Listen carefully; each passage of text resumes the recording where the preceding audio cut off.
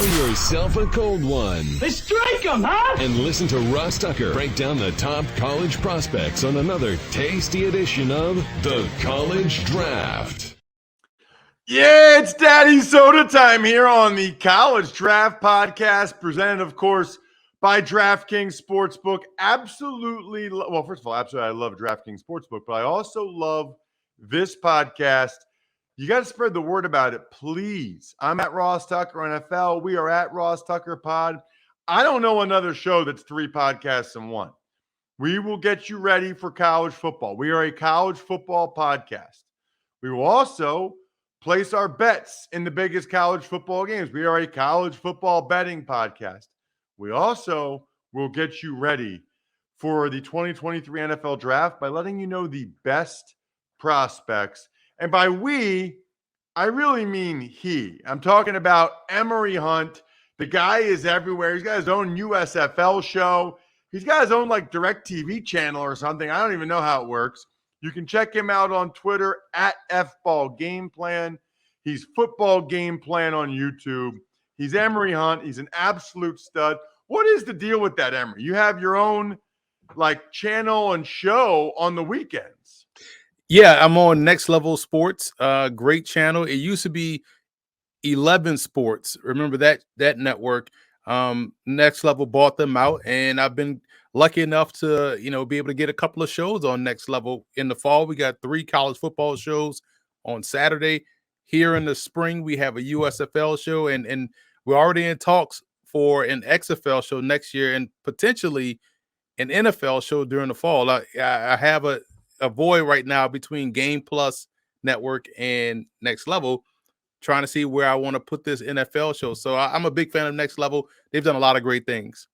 Awesome, man. Absolutely awesome. Keep killing. Obviously, you see him on CBS HQ all the time.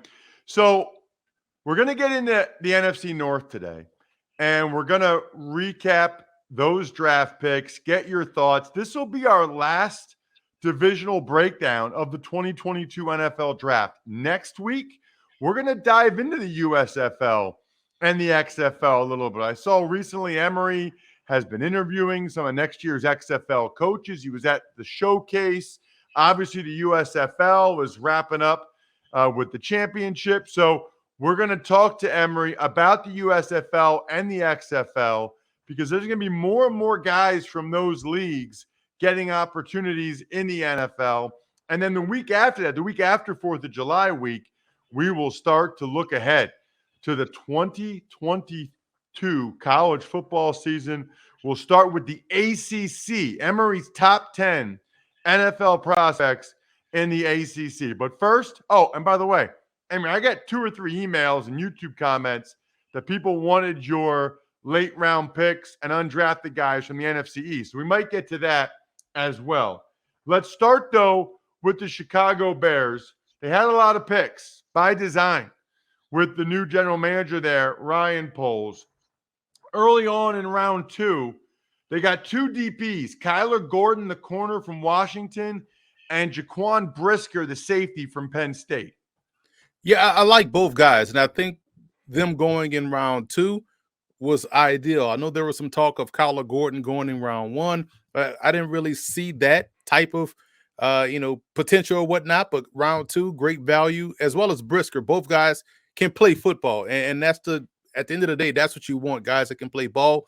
Gordon, to me, is going to be someone they're going to count on to start right away, even Brisker as well. So getting help in the secondary, trying to shore up on the back end, guys that can attack the ball, going downhill. I think both players should fit in nicely here in Chicago. So I don't have a problem with those 2 second-round picks. Some people probably wanted them to go offense earlier in the draft, but defensively in the secondary, it's huge in this era of football. So I don't have a problem with them going that route, especially with these 2 players that have been productive for quite some time. They're both good football players. Yeah, a lot of people were surprised they haven't gotten Justin Fields better weapons or a better line around him. What they did do in round 3 was pick up Velus Jones, the wide receiver from Tennessee, and in round 5, Braxton Jones, the offensive tackle from Southern Utah State. He's a monster. Yeah, he's really good, man. If you go back and watch his game against San Jose State, he was more than holding his own against, FBS competition out there on the left side. He is a fantastic offensive lineman. And you look at these O-line picks. They went Braxton Jones, Jaquari Roberson out of Southern, who had a really good Senior Bowl week, Doug Kramer, and Zach Thomas. To me, that tells you they want to get depth up front along the offensive line. They're expecting, guys like Larry Barham and also Tevin Jenkins, more in particular, taking huge steps in year 2. So I love that they built up the offensive line from a depth perspective. And Velus Jones, to me, he and their 6th-round pick, Treston Ebner, 2 of the best special teams players in the draft. Outstanding return specialists, both of them. So if they're trying to play the field position, win with defense, salt the game away, I can now start to see the vision. But, man, Velus Jones, to me, is more a special teamer than he's going to be an impact receiver. Maybe he can have an impact as a receiver, but I see him more along the lines of impacting the return game, more in particular the punt return game, while Ebner is more of your kickoff returner with that blazing speed. So they went special teams, depth up front, and defense secondary with this draft. It's really fascinating to watch this philosophy play out for Poles. There are other picks. Dominick Robertson, edge rusher from Miami, Ohio. I've called a couple of his games. He went from quarterback to wide receiver to D end, and he looks perfect. Like if you drew up a defensive end and how you would like their physique to look, it's Dominick Robertson. Shredded, crazy long arms. He's still just kind of developing. They took some O-linemen then. Zach Thomas, the guard from San Diego State, Doug Kramer, the center from Illinois, Jatiri Carter, the guard from Southern, and then Elijah Hicks, a DB from California. Anything on any of those guys, Emory, or their undrafted free agents? You talked about Dominick Robertson, another one that was really impressive at the Senior Bowl, but you're absolutely right. To see a guy go from receiver to defensive end or edge rusher is unique, and he's not playing the position like a receiver. He's very physical, and his upside is tremendous and through the roof. And there's an undrafted free agent that I really like in Allie Green. The 4th was a big-time playmaker at Tulsa. Then he transferred to Missouri. Depth guy, core special teamer, long athletic corner that gives them a chance right there to build some depth. So, again, between what they've done up front along the offensive line, getting younger, getting more depth there, I don't have a problem with the O-line and defensive selections. Yes, you want to get another playmaker at wide receiver, but I think the biggest thing for Chicago this year is that Justin Fields now goes into the offseason as the guy, and there's no fake, shadow competition going on, and he doesn't have to worry about looking over his shoulder. So that's more than anything they could have drafted, in my opinion, here in this draft. So then you get to the Detroit Lions. Aiden Hutchinson with the 2nd overall pick. If people watch this show on youtube.com/RossTuckerNFL or you listen, it was a year ago that Emory was the first person I heard anywhere say that Aiden Hutchinson was better than Kwity Paye. I was surprised. Wait. Michigan had another DN that was better than the guys who went in the first round? There was no hesitation. Emory did not stutter, and that's exactly what ended up happening. The pick I want to ask you about, though, is Jamison Williams. They traded up from 32 to 12 to get him, Emory. You take a receiver at 12 and trade up to get him after he shreds his knee in January in the national championship game. You must really think he's special. He better be. And we know how much I like Jamison Williams. He was my number 1 slot receiver in the draft class. But to your point, yeah, you just can't ignore the late season ACL tear. And granted, we're now in, the medical realm where people look at ACLs like ankle sprains now. I find it fascinating that people are expecting him to play at least 9 games this season, which is still remarkable in and of itself. But, you have to worry, okay, we're going to grab and stash because they traded up. They had the 32nd pick.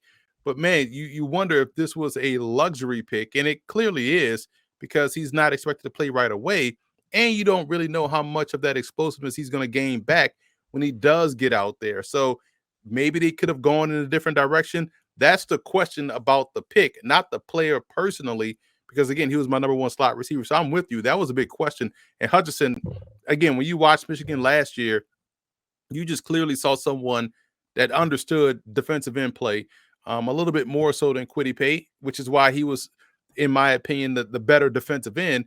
And I expect him to help bolster their defensive line. This is a really good team that they're building out there in Detroit. Emory, you said something interesting. Why do you keep saying slot for Jamison Williams? I thought he was an outside deep threat guy. Listen, when you have that type of speed, it's almost I'm looking at it from a CFL perspective, right? A wide field. So the slot kind of gives you that element. When you have that speed running away from zone coverage and it doesn't have to worry about getting off the line of scrimmage, getting off press coverage, good luck. You better have someone that's equally as fast that likes to run, because I will be running him on these deep over routes and crossers all day long. You think in terms of how Seattle does with Lockett, and it seems like he's always open on an over route every game.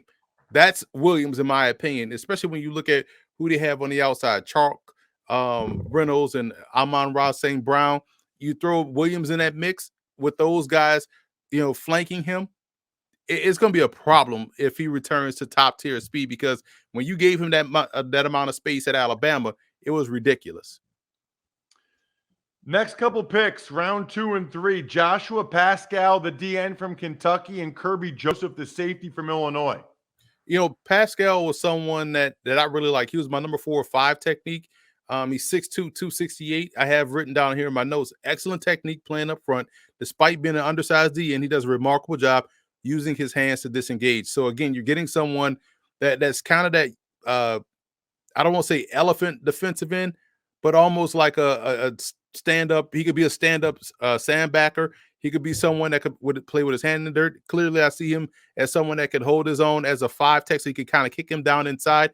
Love the versatility, and they needed pass rush help in Detroit. So you get Hutchinson, and now you get Pascal. I think that was 2 really good selections for the Lions. And Joseph, I know a lot of people like Joseph. I thought Joseph was kind of okay. I see him more as a depth guy within this defense, and probably a core special teamer from day one. The rest of their picks, 5th round, James Mitchell, tight end, Virginia Tech. 6th round, Malcolm Rodriguez, linebacker, Okie State. Round 6, James Houston, edge rusher, Jackson State, guarantee. Emory says something about him. And then 7th round, Chase Lucas, cornerback, Arizona State. Those guys and the undrafted haul. James Mitchell is an underrated player that they got out of Virginia Tech. Man, he was someone, he's my number 3 H-back. Athletic, great point of attack blocker, can get up and go get the football. He's going to be the perfect complement, in my opinion, opposite of what they have in Hutchinson. So I thought that was a steal. Obviously, you talk about James Houston. I'm definitely going to talk about him. I was at the NFLPA game and the East-West Shrine game. At the NFLPA, he was dominant.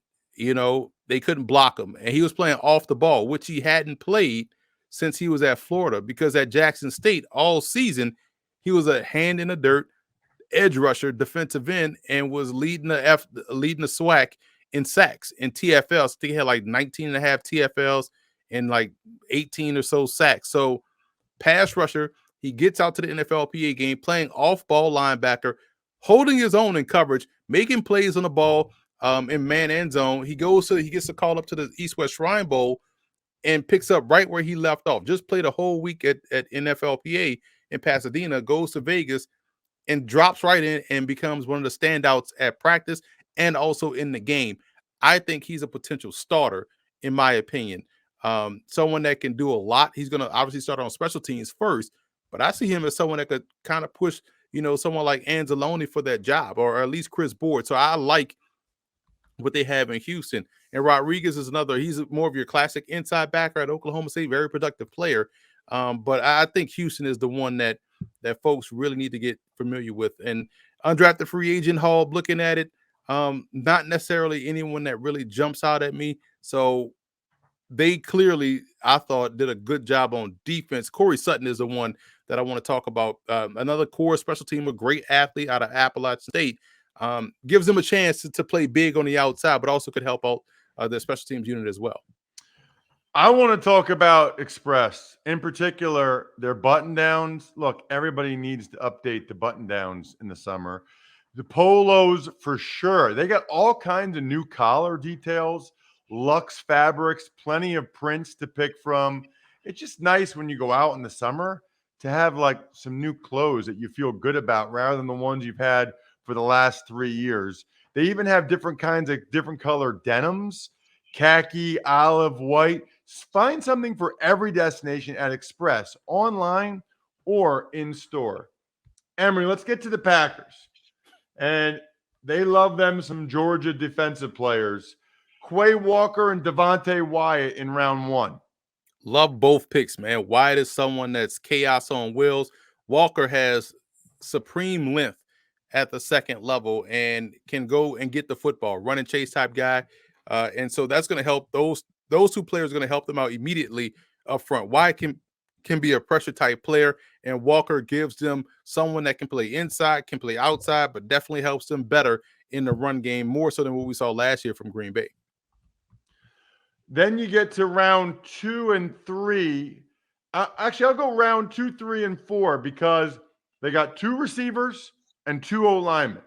They got Christian Watson and Romeo Doubs at receiver from North Dakota State and Nevada. I've called games for both those young men. And then on the O-line, they got Sean Ryan from UCLA and Zach Tom from Wake Forest. I'm glad you packaged it like this. I'll even throw in their 7th round pick and Samori Toure from Nebraska by way of Montana. I said that to say this. When you look at Green Bay's receivers, they clearly have a type. If you're long and can fly, you will find your way into Green Bay. Because when you think about Christian Watson, think about Romeo Doubs, straight go ball, vertical threats. Toure is someone that can go get the football. Even though he played in the slot at Nebraska, he's someone that can get down the field and make acrobatic catches. He had a really good week at the East-West Shrine Bowl. So they clearly have a type that they like at wide receiver. So it's not surprising to see them attack that position this way. And Sean Ryan is a solid offensive lineman, gives them good quality depth. Zach Tom, to me, was a steal. He was my number 3 guard coming out of Wake Forest. Some people see him as a tackle, but that shows you how he can play any one of these positions. He is someone I have right here, has some of the quickest, assertive, and quietest footwork in the draft class. And that, to me, is worth his weight in gold. Green Bay has quietly hit some home runs with their offensive line selections in the last couple of seasons. They had my number 1 center last year in Josh Myers. They drafted Royce Newman, who I had an 80 grade on. They bring in Elton Jenkins a couple of years ago, outstanding player that can play across the front. So now you add someone like Zach Tom. You got John Runyon, who you drafted. I think they're knocking it out the park with these O-line selections. So I'm not surprised that they went both with Ryan and Tom. Round 5, Kingsley Enagbare, the rusher from South Carolina. Round 7, Tariq Carpenter, the safety from Georgia Tech. Jonathan Ford, the D tackle, Miami. Rasheed Walker, the offensive tackle from Penn State, in addition to Toure, who you mentioned. Walker, after his redshirt freshman year, Emory, I thought he had a chance to be a first-round pick. He had a very good redshirt freshman year, including his game against A.J. Epinesa, who was a highly touted kid coming out of Iowa. He just never really got better. The next 2 years, he didn't improve, and he barely got drafted, which I think he had an injury last year at Penn State that he didn't play through. That's a shame because I loved his high school video, and I loved his redshirt freshman video. Yeah, and I spoke with him at the Combine, and he was talking about, trying to shed some of the perception about his game and trying to really work through his struggles and being that veteran guy that saw a lot at Penn State. So we'll see how it translates to the preseason because, right, he was barely drafted, and that's huge for someone that a lot of people like you talked about, saw him as a potential first-round pick. And then you look at Kingsley out of South Carolina. He looks the part, right? He's a physical guy, gives them good depth up front. I think he's going to be someone that can kind of come in, spare a series or two for one of their frontline players, and does a good job in playing the run. Got to be a little bit more consistent. So for me, I love the depth there with Kingsley. And I'm looking at some undrafted free agents, and clearly there's only one you want to really talk about, and that's Chauncey Manak out of Louisiana. I mean, clearly, this dude has, and boxing references are about to come, whether it's George Foreman, whether it's Larry Holmes, type hand strength. And when he punches you, he can anchor. He sets a physical edge. He has a knack for making the big play, and was really good out there at the NFLPA game.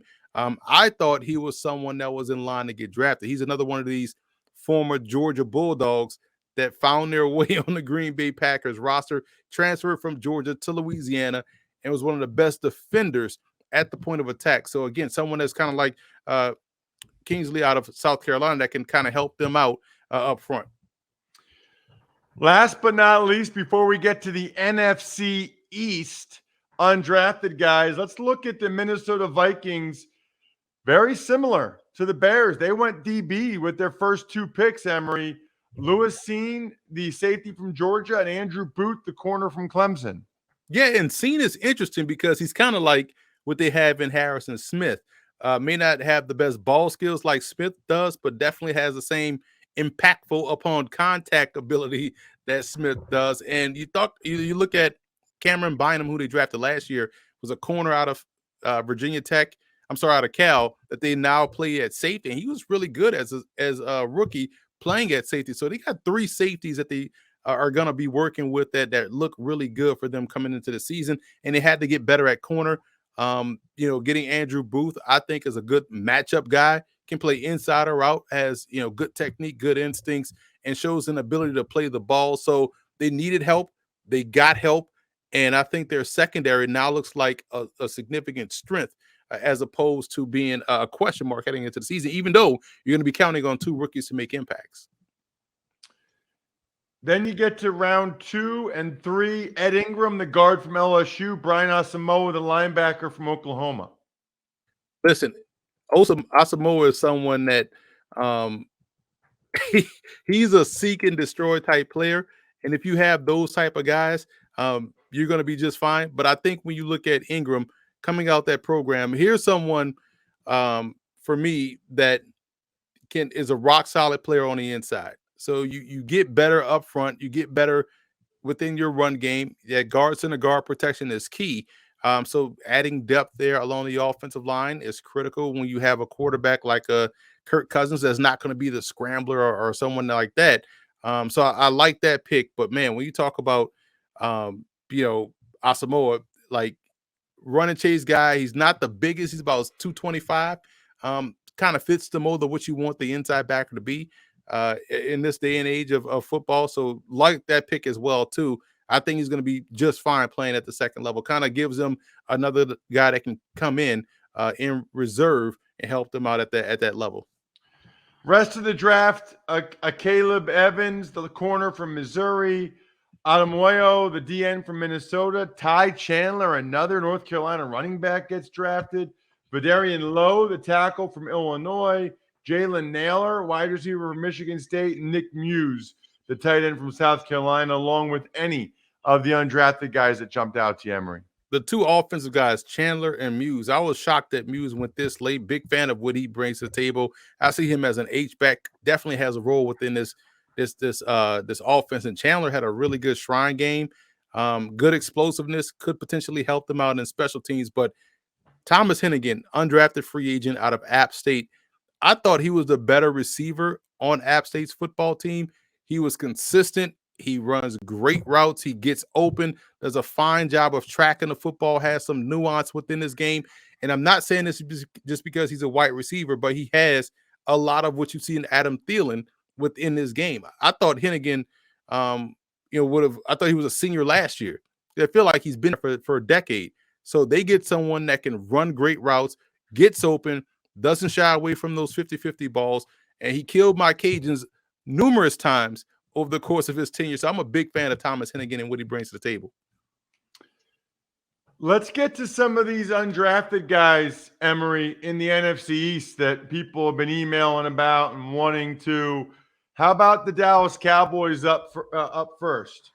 Well, looking at some of their undrafted free agents on offense, Jaquari Roberson is someone that had a really good shrine game, speed guy to Wake Forest. Really like his game. Freifogel is interesting. Remember, we were talking about him last year, and he was one of the top receivers in the Big Ten. A lot of people thought he was going to get drafted, maybe second-round type player. He goes undrafted, has an opportunity there as a big physical guy with Dallas. And and Champlain, I called their game against the running back Aaron Champlain out of Harvard. Called their game against Georgetown, and he had, I want to say, over 230-something yards rushing that day, had numerous chunk plays.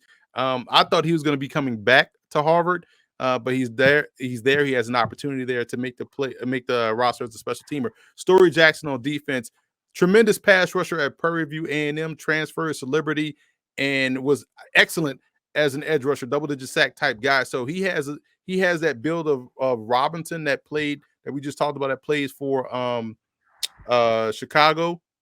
He's built like that and was super productive. So that's someone you want to keep an eye on for Dallas. And Marquise Bell out of FAMU, thought he was going to be drafted, ran 4.4 out at the NFLPA game. He's known as a safety at Florida A&M, almost like a rover type safety, but out there he was playing on a boundary as a corner and was more than holding his own in one-on-one coverage. So they get some versatility. And then the reports, again, coming out of Cowboys, OTAs, and minicamp, said he's already thriving down there, making play after play. So big fan of his opportunity to make a dent in that roster for Dallas. What about the Giants, Emory? You've already seen a lot of these guys up front and personal. Yeah, and going right to the fullback position, man. Jeremiah Hall out of Oklahoma is someone to keep an eye on. He can be a single back. He can be an inline tight end. He could be a traditional fullback. He could be an H-back. He could be a flex tight end. He is so versatile, and the Giants have big plans for him. He is someone that's going to be one of these undrafted free agent gems that we're talking about midway through the season. Big fan of what he has already shown at Giants camp. And, I'm a big fan of Jashaun Corbin, the undrafted free agent out of Florida. So he was my number one running back. So I like his fit here because I think he has a great opportunity to be that RB2 behind Saquon Barkley. Special teams is going to have to be his way initially.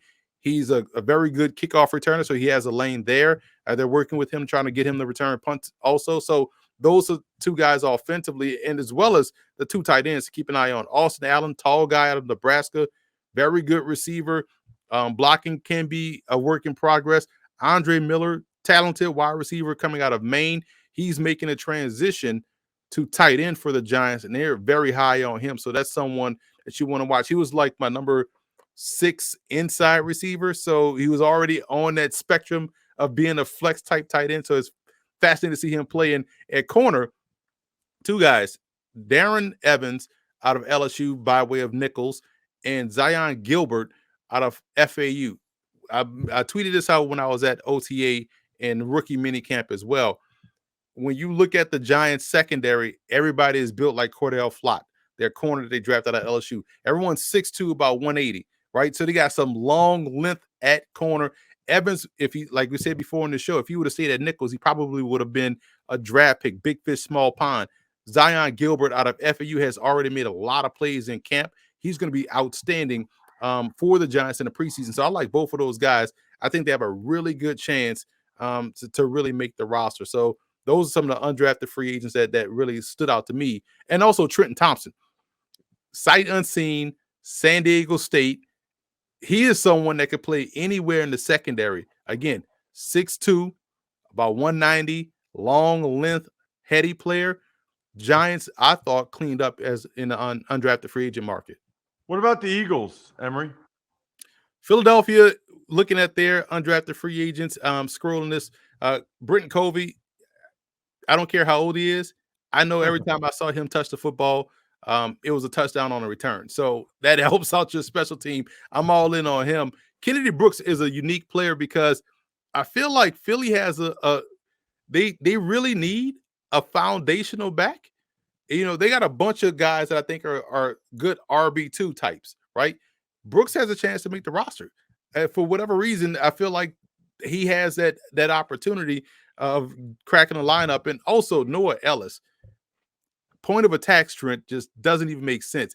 And it's not surprising because he is of the football family Ellis's, Luther Ellis and those guys. This kid here out of Idaho is someone that you cannot move. And so for me, looking at what they got in Jordan Davis, Tui Puolatu that they drafted last year, Ellis to me has an outstanding opportunity to really make the roster. And Reed Blankenship was an underrated signing because I thought he was coming out last year. He came back to Middle Tennessee State. Great range for a safety. Doesn't take bad angles.